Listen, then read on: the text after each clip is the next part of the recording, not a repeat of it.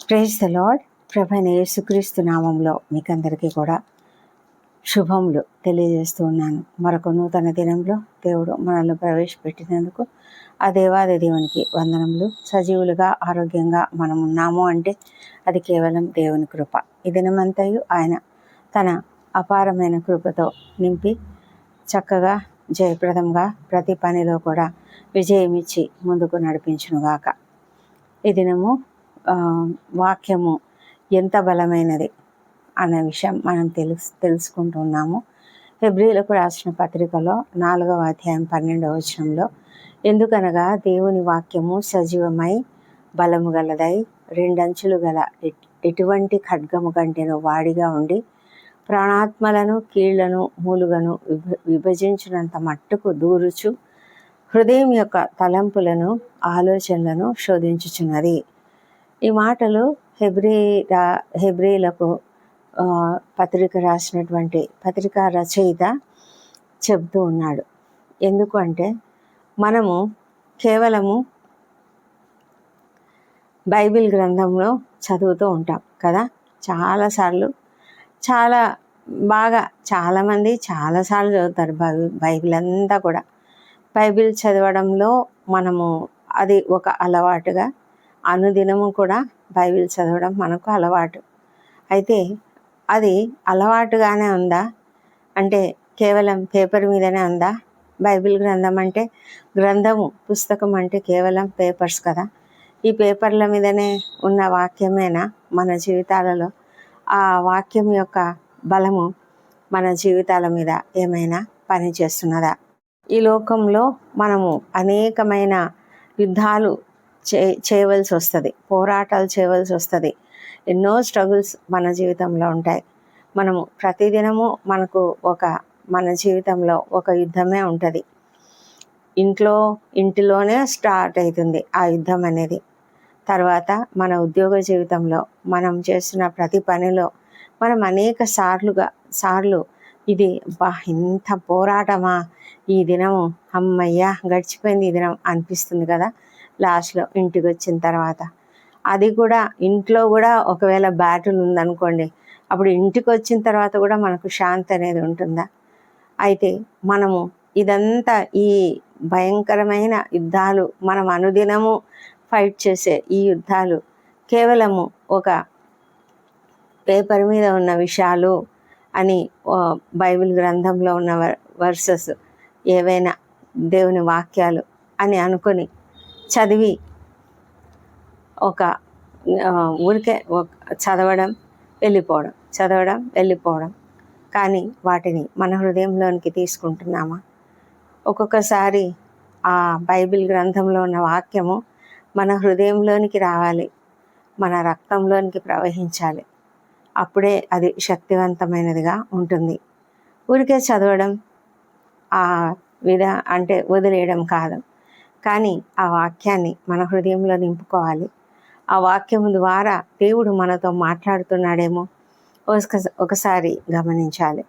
అది కేవలము ఆ పేపర్ మీద ఉన్నది కాదు, ఇది నా హృదయానికి సంబంధించినది, నా జీవితానికి సంబంధించినటువంటి వాక్యము అని మనం ఎప్పుడైతే అనుకుంటామో అప్పుడు మాత్రమే ఆ వాక్యమును మనము నిజంగా విశ్వాసంతో మన హృదయంలోనికి తీసుకుంటాము. అది ఎప్పుడైతే కేవలము మాటలు కాదు, ఇది దేవుని వాక్యము అని మనం ఎప్పుడైతే భావిస్తామో అప్పుడు అది శక్తిగా మారుతుంది. లేకపోతే అది శక్తిగా ఉండదు, కేవలం ఒక పేపర్ మీద ఉన్న అక్షరాలుగానే ఉంటుంది. కేవలం అక్షరానికి ఎలాంటి శక్తి లేదు, అది మనలను బ్రతికించేదిగా ఉండదు.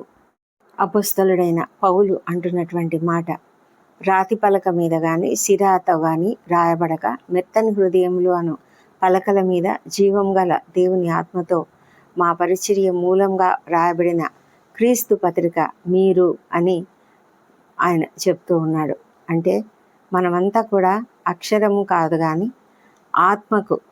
ఆత్మలో మనము అంటే మన హృదయముల మీద ఆ అక్షరములు రాయబడాలి.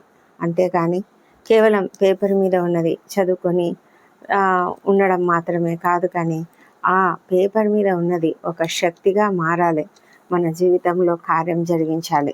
ఎవరి జీవితంలోనైనా సరే ఆ యొక్క శక్తి ఎంతగా ఉంది అంటే, ఆ వాక్యము సజీవమైనది, ఆ వాక్యము బలమైనది, ఆ వాక్యము రెండంచులు గల ఎటువంటి ఖడ్గము కంటే కూడా వాడిగా ఉంటుంది. అంతేకాదు, ఆ వాక్యము మన హృదయంలోనికి దూరిందంటే అది ప్రాణాత్మలను, కీళ్లను, మూలుగను విభజించినంత మట్టుకు కూడా దూరుతుంది. హృదయం యొక్క తలంపులను, ఆలోచనలను పరీక్షిస్తూ పరిశోధిస్తూ ఉన్నది. కాబట్టి ఇంత గొప్ప వాక్యము మనం కలిగి ఉన్నప్పుడు ఆ వాక్యం ద్వారా మనము సజీవులుగా ఉండాలి. కానీ మనము కేవలము మామూలు మనుషుల్లాగా ఆ వాక్యము కేవలం రోజు అట్లా చదువుకోవడం, అలా వెళ్ళడం కాదు. మన ఈ యొక్క వాక్యము ఆ పేజీ మీద, పేపర్ మీద మాత్రమే ఉండడానికి కాదు, అది మన జీవితాలను సరిగ్గా మలిచే రీతిగా, ఒక శిల్పము, ఒక రాతిగా ఉండే ఒక మామూలు రాయిని తీసుకొని శిల్పంగా మలచడానికి ఆ శిల్పకారుడు ఎంతగానో శ్రమిస్తాడు. అయితే ఆ శిల్పం తయారైన తర్వాత ఆ శిల్పం యొక్క అందాన్ని చూసి అందరు కూడా చాలా మెచ్చుకుంటారు కదా. అలాగే ఈ వాక్యము మన హృదయాలు రాతి హృదయాలు, ఈ రాతి హృదయాలను మీద పని చేసినప్పుడు మనం ఒక చక్కటి శిల్పంగా మలచబడతాం. అందుకే వాక్యం అనేది చాలా ప్రాముఖ్యమైనది. వాక్యమును సునాయాసంగా తీసుకోవడం కాదు, ఈజీగా తీసుకోవడం కాదు, చాలా అల్పమైనదిగా, అంటే చాలా కేర్లెస్గా మనము ఉండడానికి వీలు లేదు. లేఖనములు మనము చదువుతుంటుండగా ఆ చదువుతున్నటువంటి ఆ లేఖన భాగాలు మన శ్వాసగా ఉండాలి. మనకు ఊరికే కేవలం ఇన్ఫర్మేషన్ ఇచ్చేదిగా కాకుండా మన జీవితాలను మార్చేదిగా ఉండాలి. అలా మార్చే శక్తి కలిగినటువంటి ఆ వాక్యంను మనం చదువుతున్నప్పుడు ఆషామాషిగా చదవడం కాదు, కానీ నిజంగా భక్తితో, భయముతో, హృదయపూర్వకంగా ఒక వాక్యంను చదివినట్లయితే ఆ వాక్యము మనకి ఇచ్చేటువంటి శాంతి అంతా ఇంత కాదు. అంతేకాదు, మన జీవితానికి మార్గదర్శకంగా ఉంటుంది, మన జీవితాలను మలిచేదిగా ఉంటుంది, మన జీవితాలను మార్చేదిగా ఉంటుంది, మన జీవితాలకు చక్కటి చుక్కానిగా, ఆధారంగా ఉంటుంది, లంగరుగా ఉంటుంది, విశ్వాసంను అభివృద్ధి పరిచేదిగా ఉంటుంది, ఇతరులకు కూడా మనం బలంనిచ్చేదిగా ఉంటుంది. ఎంత అద్భుతమైన వాక్యం కదా. ఇంత గొప్ప వాక్యమును మనం కలిగి ఉన్నాము. మరి ఇలాంటి గొప్ప సత్యమును చూపించి నేర్పించే ఒక శక్తివంతమైన పుస్తకము బైబిల్ గ్రంథము. ఈ బైబిల్ గ్రంథం మన చేతిలో ఉందంటే మనం ఎంత ధన్యులమో. మన జీవితంలో ఈ వాక్యములను నేర్చుకొని మన హృదయంలో సంక్షిప్తంగా దాచుకొని ఉన్నట్లయితే ఆ వాక్యము ఒకానొక దినాన మనకు దొరకని పరిస్థితి ఏర్పడినప్పుడు ఆ వాక్యం మన హృదయంలో ఉన్నట్లయితే మనము ఆ వాక్యమును నెమరు వేసుకుంటూ ఎంతో అద్భుతంగా జీవించగలము. ఈ లోకంలో ఎంతోమంది అన్యజనులు మనల్ని హింసిస్తూ కొంతమంది బైబిల్ గ్రంథాలను కాల్చివేసే వాళ్ళు ఉంటారు. కానీ అయితే బైబిల్ గ్రంథమును ఎరిగినటువంటి వారు, ఆ యొక్క బైబిల్ గ్రంథం యొక్క విలువ తెలిసిన వారు ఆ గ్రంథంను చదివి దానిని ధ్యానించి తమ హృదయములలో నిక్షిప్తపరుచుకున్నప్పుడు మనకు ఎప్పుడైనా బైబిల్ గ్రంథము దొరకని పరిస్థితిలో కూడా మనము మన హృదయంలో ఉన్న ఆ వాక్యమును ధ్యానించుకుంటూ దేవుణ్ణి స్తుతించవచ్చు. మన నిజమైన బలము ఎక్కడ ఉంది అంటే బైబిల్ గ్రంథంలోని వాక్యము చదవడం ద్వారానే మనం పొందుకోగలుగుతాం. ఊరికే వాక్యాన్ని తెలుసుకోవడం కాదు, కానీ అందులోనే జీవించడంలోనే మనము నిజమైన బలాన్ని పొందుకుంటాము. అందుకే ఆషామాషిగా చదవద్దు సుమా, మీ హృదయాలలో దాచుకోండి. తప్పకుండా వాక్యము మనల్ని బలపరుస్తుంది, శుద్ధీకరిస్తుంది, పరిశుద్ధపరుస్తుంది, మనల్ని జయప్రదంగా నడిపిస్తుంది. దేవుడి కృపావార్తను దీవించునుగాక. ప్రార్థించుకుందాం. ప్రార్థనలలో అందరూ ఏకీభవించండి. తప్పకుండా చివరిలో ఆమెన్ అని టైప్ చేయండి. ప్రభువా, గొప్ప దేవ, నీకు వందనములు, స్తోత్రం నాయన. ఇవరే కాలంలో మమ్మల్ని సజీవులుగా ఉంచినందుకు నీకు వందనములు తండ్రి. ప్రభా, నీ యొక్క వాక్యము సజీవమైనది, బలమైనది, రెండంచులు గల ఎటువంటి ఖడ్గం కంటే కూడా వాడిగా ఉన్నది. ప్రభా, మా ప్రాణాత్మలను, కీళ్లను, మూలుగను విభజించడంతో మట్టుకు దూరచు. మా హృదయం యొక్క తలంపులను, ఆలోచనలను శోధిస్తుండగా నీకు వందనములు, స్తోత్రం నాయన. మా ప్రభా, అలాంటి గొప్ప వాక్యమును మేము కేవలము చదవడం మాత్రమే కాదు, కానీ మా హృదయములలో నిక్షిప్తపరచుకోవడానికి సహాయం చేయండి. అనుదినము మేము వాక్యం చదివినప్పుడు కేవలము మా ఈజీగా చదివి అక్కడ పక్కన పెట్టడం కాకుండా తండ్రి, మా జీవితాలకు అన్వయించుకొని నీవు ఇస్తున్నటువంటి వాగ్దానమైనా సరే, ఉపదేశమైనా సరే, హెచ్చరిక అయినా సరే, ఏదైనా సరే దాన్ని పొందుకునేలాగా మాకు సహాయం చేయండి. మా హృదయాల్లోనికి ఆ వాక్యంను తీసుకునేలాగా మాకు సహాయం చేయమని ప్రార్థిస్తున్నాము ప్రభా. కేవలం అలవాటుగా కాదు, కానీ నిజంగా మా హృదయాలలోనికి తీసుకునేలాగా ప్రభా, మరి మాలో పరివర్తనను తీసుకుని వచ్చేదిగా ఉండునట్లుగా మాకు సహాయం చేయండి. మేము అది ధ్యానించినప్పుడే తండ్రి ఆ వాక్యము మాలో పనిచేస్తుంది. అలాంటి మనసు మాకు అనుగ్రహించండి ప్రభా. ధ్యానపూర్వకంగా మేము చదివే వాక్య భాగం ఉండాలి తండ్రి. నీకే వందనం చెల్లించుకుంటున్నాం ప్రభా. మరి తండ్రి, అనేక మందికి వాక్యం ప్రకటించడం, వాక్యం ద్వారా అనేకులకు సహాయం చేయడం, వాక్యము చెప్పడం ద్వారా తండ్రి మేము కూడా వారి యొక్క హృదయాలను పరివర్తన చెందించడంలో మా వంతు పని మేము చేయడానికి మాకు సహాయం చేయమని ప్రార్థిస్తున్నాం. ఇదంతా కేవలం నీ పరిశుద్ధాత్మ శక్తి చేతనే జరుగుతుంది ప్రభా. మా శక్తి కాదు, మా బలం కాదు, మాకున్న జ్ఞానం కాదు, కానీ నీ యొక్క జ్ఞానం చేతనే మేము ఏదైనా చేయగలం. కాబట్టి నీ సన్నిధిలో ప్రార్థిస్తున్నాము, సహాయం చేయమని వేడుకుంటున్నాం. దాని దినమంతా మాకు తోడుగా ఉండండి ప్రభా. మా పనులలో మాకు మీరు సహాయం చేయండి, జ్ఞానం అనుగ్రహించండి ప్రభా. ప్రతి పనిని ఎంతో తెలివిగా, జ్ఞానముతో ఇతరులకు సహాయకరంగా, నీకు మహిమకరంగా చేయడానికి సహాయం చేయండి తండ్రి. మా ప్రాణాలలో మాకు క్షేమమును, భద్రతను అనుగ్రహించండి ప్రభానైనా. మా మాటలు, తలంపులు, క్రియలు సమస్తం కూడా ఇతరులకు క్షేమాభివృద్ధిని కలిగించేవిగా మా తండ్రి నీకు మహిమకరంగా ఉండినట్లుగా సహాయం చేయమని వేడుకొంచున్నాం. విద్యార్థులను దీవించండి. అనేక మంది కాంపిటేటివ్ ఎగ్జామ్స్కి సిద్ధపడుతూ ఉన్నారు, రాస్తున్నారు, మరి రిజల్ట్స్ కొరకు ఎదురు చూస్తున్నారు నాయన. ప్రతి ఒక్కరికి మీరు సహాయం చేసి ఉన్నత స్థానానికి వారిని తీసుకురమ్మని ప్రార్థిస్తున్నాము. ఏదైనా ఇంటర్వ్యూలకు హాజరవుతున్న వారికి తప్పకుండా విజయం అనుగ్రహించండి. ఎవరైతే ప్రభా మరి నిరుద్యోగులుగా ఉంటున్నారో వారు ఎన్నో ప్రయత్నాలు చేస్తుంటుండగా వారి ఎదుట అనేక మార్గములను తెరవండి, ద్వారములను తెరవండి. మా ప్రభా, వారికి తగిన సహాయం చేయమని వేడుకొంచున్నాము. ఎంతోమంది ఆర్థిక ఇబ్బందులలో ఉన్నారు, అప్పుల సమస్యల్లో ఉన్నారు. ఆ సమస్యలన్నీ కూడా తొలగించమని ప్రార్థిస్తున్నాం ప్రభా. నీ కృప ప్రతి ఒక్కరిపైన కూడా మెండుగా కుమ్మరించమని వేడుకొంచున్నాం ప్రభా. తండ్రి, నీవు తప్ప మాకెవరూ లేరు, సహాయకులు ఎవరూ లేరు నాయన. నీ పైననే ఆధారపడి ఉంటుండగా తండ్రి, ప్రతి ఒక్కరిని మీరు దీవించండి. ఈ ప్రార్థనలలో ఏకీభవిస్తున్న ప్రతి ఒక్కరిని దీవించండి. ఎవరు ఎలాంటి కష్టంలో ఉన్నారో మీరు ఎరుగుదురు ప్రభా. ప్రతి ఒక్కరి హృదయాన్ని ఎరిగిన దేవుడు తండ్రి, వారిని మీరు దర్శించమని, తప్పకుండా సహాయం చేయమని ప్రార్థిస్తున్నాము ప్రభా. ప్రతి కుటుంబంలో శాంతిని, సమాధానం అనుగ్రహించండి.